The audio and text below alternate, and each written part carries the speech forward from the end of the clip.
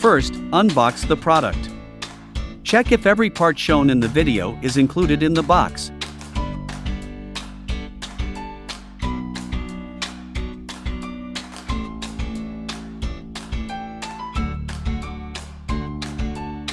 Then, assemble the pads, handle, and grip.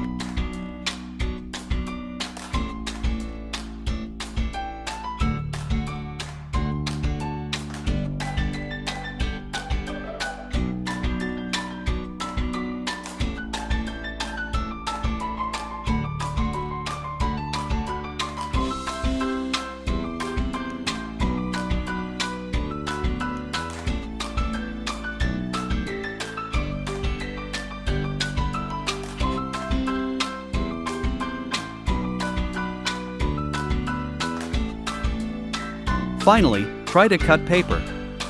Press the security lock button before cutting.